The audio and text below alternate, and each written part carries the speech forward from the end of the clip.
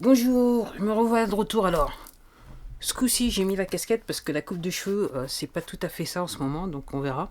Donc je pense que la casquette, elle va rester là pendant un petit bout de temps, sur les prochaines vidéos. Alors, oui, je suis revenu vous parler de yoga, de dos et yoga. Et je suis juste venu pour vous dire que, alors, je sais pas l'impression que je vous ai laissé avec ces vidéos, cette série de vidéos. Pour l'instant, il y en a 4 par rapport à celle-là. Je suis venu vous dire que tout n'est pas facile. Aujourd'hui, on est le lundi 17 février 2020. Et, euh, et donc, je me suis dit, est-ce que je fais cette vidéo? Je fais pas cette vidéo. Et je me suis dit, ouais, faut la faire. Parce qu'effectivement, tout n'est pas facile. Et ce que je suis en train de vous dire, c'est que je suis en train de vous dire, ouais, c'est que le yoga ne résout pas tout, malheureusement.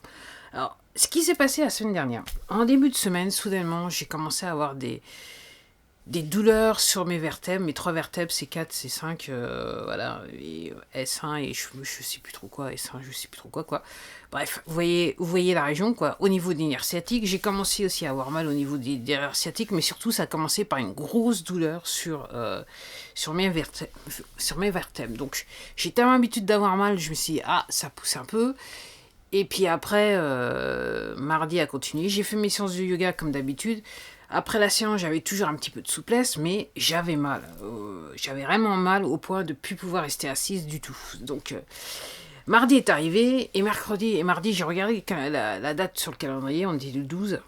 Et je me suis dit, bah voilà la raison pour laquelle que. Voilà la raison du. C'était peut-être pas mardi 12 en fait. Enfin bref. Autour du 13 février, j'ai regardé le calendrier, je me suis rendu compte que voilà, j'étais sur mon ordinateur et je me suis rendu compte de la date, je me suis dit bah voilà la raison pour laquelle j'ai mal.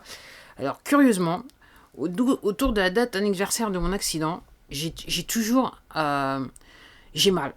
Soudainement je commence à avoir mal, réellement mal, et puis après une fois que plus ou moins la période, la date s'est passée, la douleur disparaît à nouveau. Alors, c'est chaque mois. En gros, c'est à chaque mois. Mais ce mois-ci, c'était le top du top. Et je me suis dit, waouh.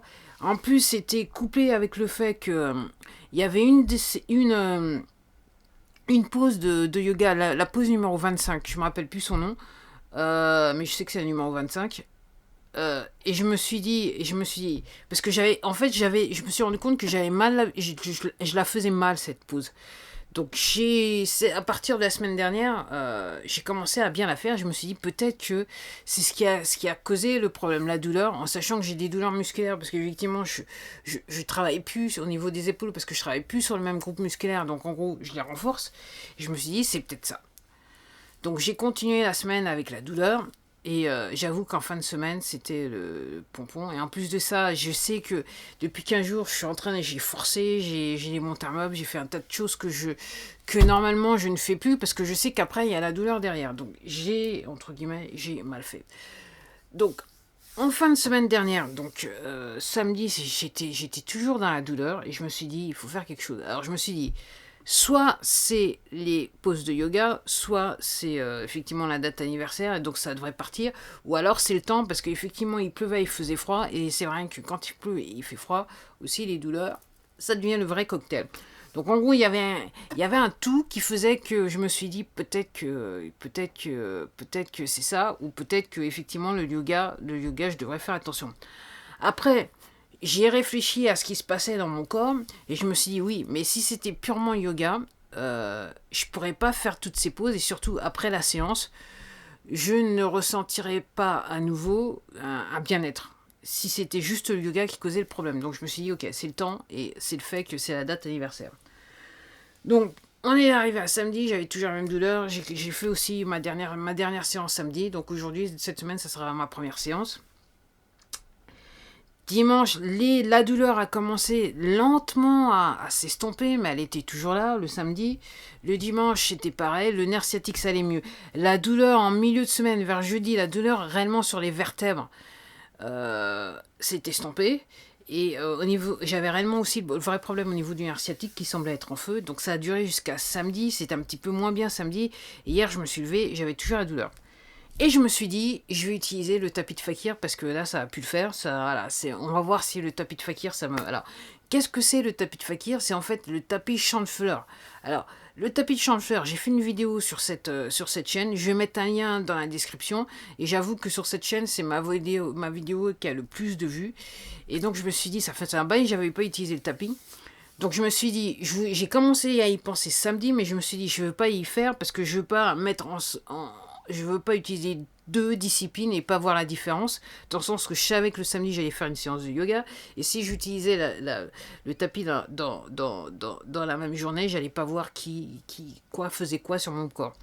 Donc hier, normalement dimanche, je fais aucune séance, donc hier matin, je me suis levé, je me suis douché, et après, je me suis allongé 1 heure sur mon tapis de fakir.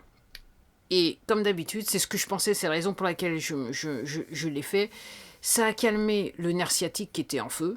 Et j'avoue, là, ce matin, voilà, le nerf sciatique, je le ressens, mais il est plus en feu comme il était toute la semaine. Et ça a calmé aussi les douleurs, les dernières douleurs que j'avais au niveau des vertèbres. Donc, et là, je suis désolée, il y aura peut-être de la musique en fond sonore, c'est le cas de le dire. Donc, en gros, je me suis dit, c'est peut-être le seul truc, c'est peut-être la seule chose à faire, c'est la seule moyen de gérer le truc, et pour l'instant, je l'ai bien géré. Donc, ce que je suis en train de vous dire, c'est que le yoga, c'est pas la solution essentielle, c'est pas toute la solution, c'est une des solutions. Et j'ai dû, entre guillemets, revenir sur mes vieilles habitudes, c'est-à-dire le tapis de fakir. Au plus fort de la tourmente, j'utilisais mon tapis chanfleur quand j'avais réellement des vraies inflammations au niveau du nerf sciatique. Donc là, je suis en train de vous dire, c'est que là, ça va un petit peu mieux. Mais ça m'a demandé un petit peu de réflexion pour résoudre le problème, encore une fois, sans médicaments. Absolument sans médicaments du tout. Donc là, je vais voir ce qui va se passer cette semaine. Normalement, ça devrait le faire. Mais oui, tout ça pour vous dire que c'est pour ça que je vous dis toujours quand je fais les vidéos, faites attention à comment vous faites les mouvements, n'allez pas trop fort. Et vraiment, il faut analyser ce que fait le mouvement sur votre corps. Si vous pouvez pas, parce que si vous faites pas ça, vous risquez plus de vous blesser que vous rendre service quelque part.